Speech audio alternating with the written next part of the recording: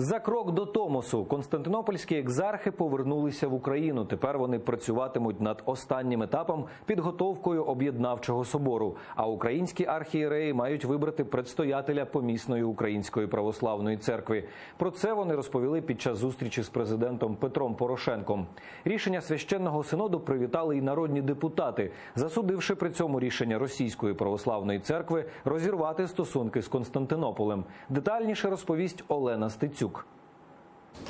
Уперше в Києві після довгоочікуваного рішення константинопольські екзархи зустрічаються з президентом Петром Порошенком. Старт процесу надання автокефалії Українській православній церкві називають історичним. 11 жовтня 2018 року цей історичний день став днем проголошення, виражаючи світською мовою декларації про духовний суверенітет українського народу, подібно як 16 липня 1990 року декларації про державний суверенітет України.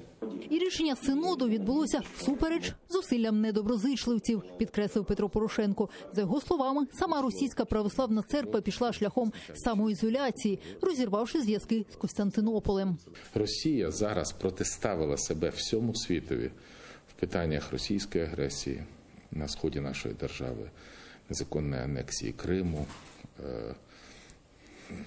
позиції по Абхазії, позиції по Осетії, позиції по Придністров'ю, потім іншим. Так само зараз, на жаль, і російська церква, на жаль, поставила себе на шлях самоізоляції і конфлікту з усім світовим православ'ям. У знак подяки глава держави готовий передати Андріївську церкву у Києві у постійне користування Вселенському патріарху. Відповідний законопроект незабаром він внесе у парламент. Днями буде зареєстровано законопроект, в яким президент Порошенко пропонує передати Андріївську церкву в постійне користування Вселенському патріархові, як символічний жест того, що святий Андрій в свій час хрестив Україну. Це буде символічний жест єднання із матір'ю церквою.